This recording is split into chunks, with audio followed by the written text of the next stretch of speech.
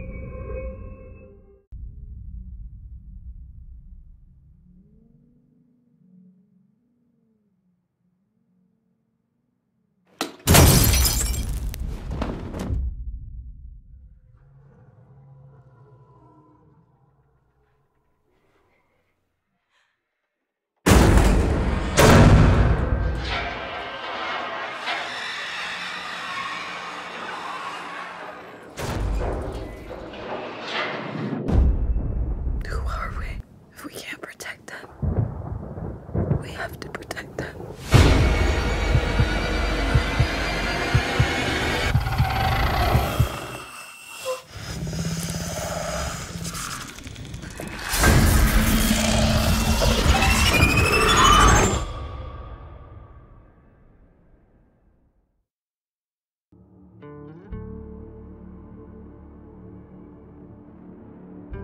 A family struggles to survive an alien outbreak. The only way of survival is by not making a sound.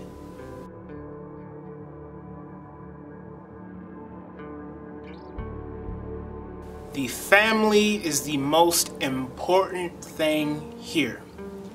We get to learn who each individual person is. We have the father, played by John Krasinski, and he's also the director. John Krasinski, his father character, is a person who just wants to protect his family. He has a daughter who is at odds with her father over a certain tragedy that bestowed the family at the very beginning of the movie. We have the wife, played by Emily Blunt, who is a character that is just about to give birth to a child, and she just holds the family together. And I will say that the family is the most important thing in this movie because that is what keeps the viewer engaged in the story. For me, the whole entire thing with this is that it's just a gimmick.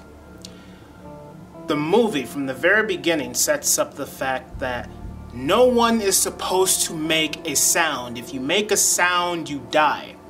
And the movie sets up all these little situations throughout the movie that make the audience gasp and have their heart pounding in their chests, while at the same time playing a musical score that literally has a heartbeat in it.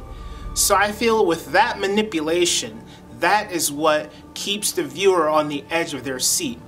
The way the scene is played out and the way the score is heard, along with the sound effects in here that contribute to the adrenaline rush that an audience member may receive while watching this.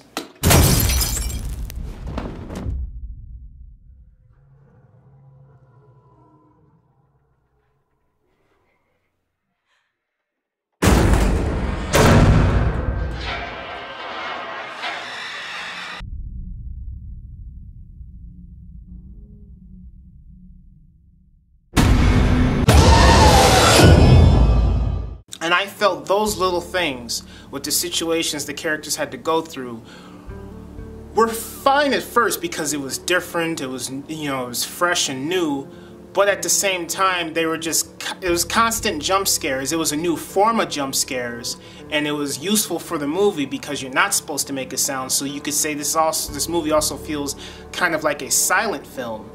But then when you do hear sound, the effects are just, they're risen.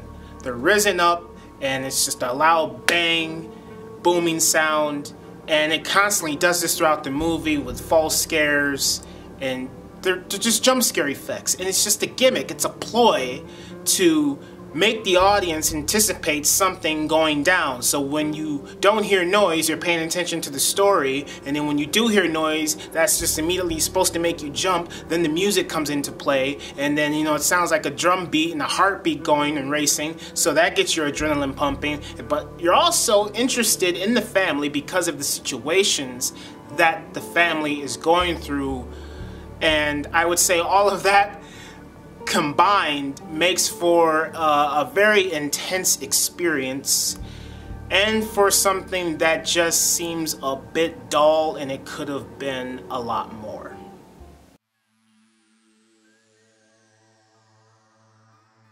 The characters do have names in this movie, but I don't really think it means anything because the characters don't mention each other's names during the course of the film, so their names mean jack squat. But we have the father, played by John Krasinski, and he was believable as the dad. Like, the family was a close-knit family. They loved each other, they cared about each other. He's trying to protect them from the monsters that dwell outside, waiting to hear a sound so they can eat you.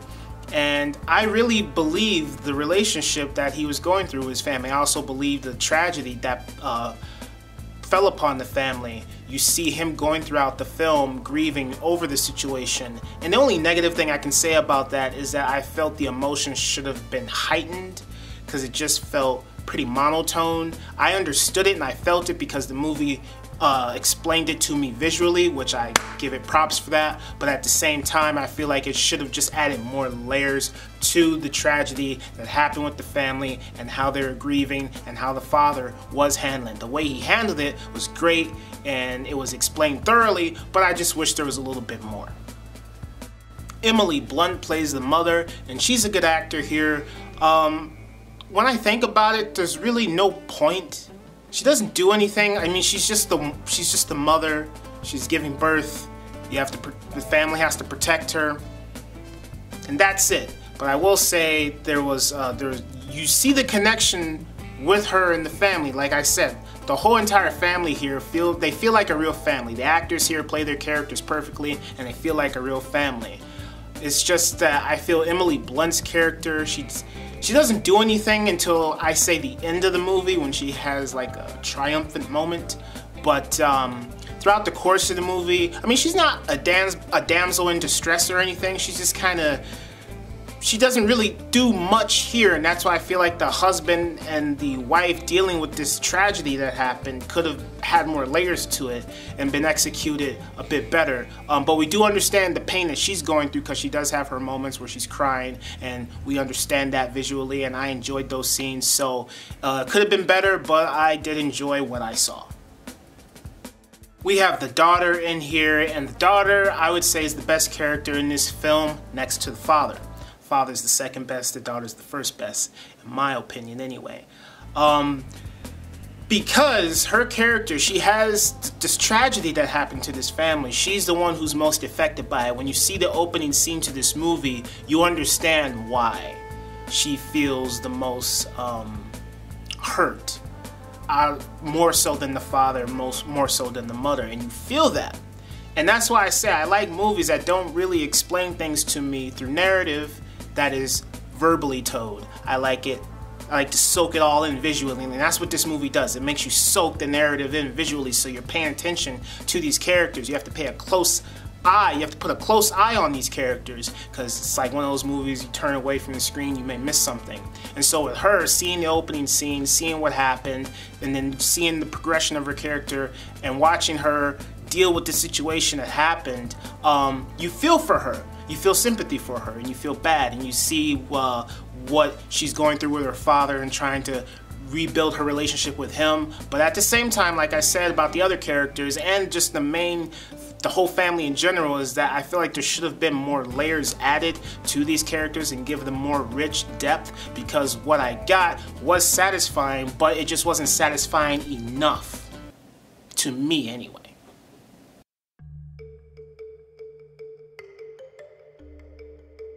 The gimmick with this movie is that if you make a sound, you die.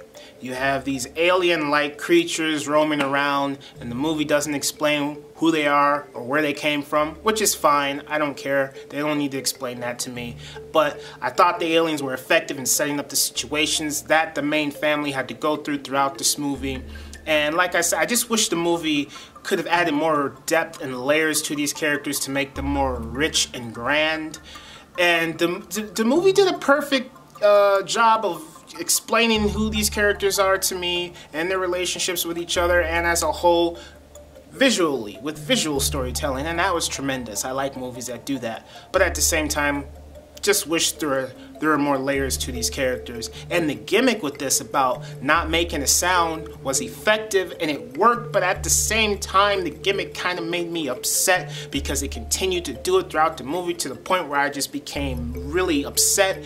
And the sound effects coming into play, they constantly play the same music throughout, the musical score with the heartbeat, the dun dun dun dun dun, and it does that, and it's a ploy, it's a gimmick, it's a trick, and I don't like that, and so I'm conflicted in my mind about how I should feel towards this, because I like it because it's new and it's different and it's original, but at the same time I'm upset because there are lots of false scares in here, and it's just like situation after situation, where it kind of reminded me of the Saw movies, where the Saw movies, the gimmick in those were the traps.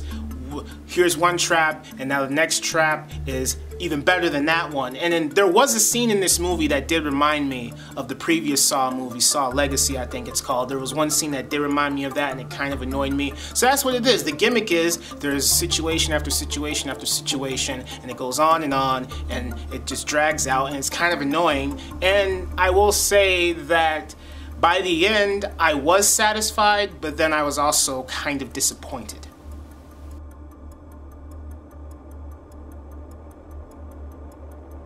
Overall, I will give A Quiet Place, directed by John Krasinski, I will give A Quiet Place an A-.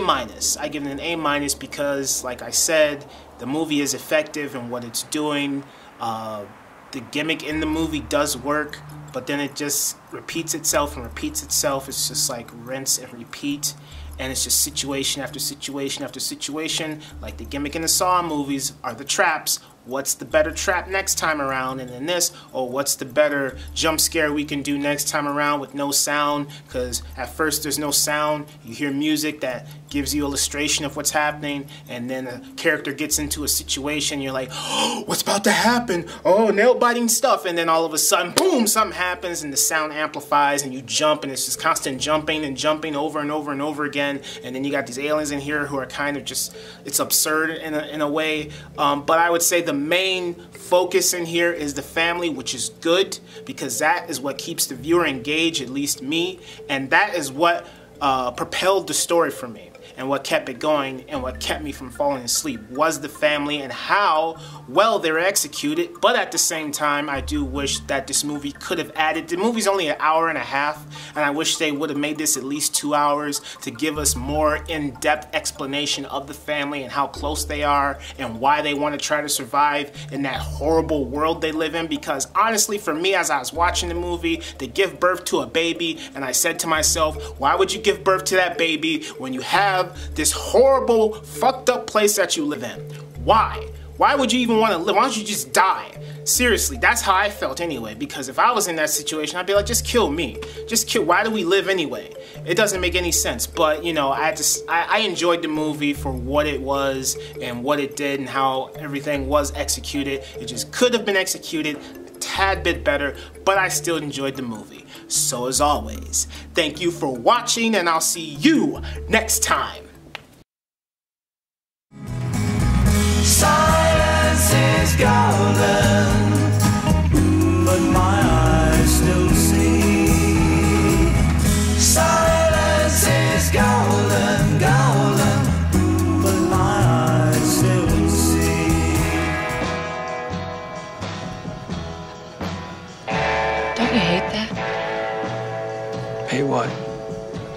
uncomfortable silences? Why do we feel it's necessary to yak about bullshit in order to be comfortable? I don't know. That's a good question. That's when you know you found somebody really special. And you can just shut the fuck up for a minute, comfortably share silence. Well, I don't think we're quite there yet, but don't feel bad. We just met each other.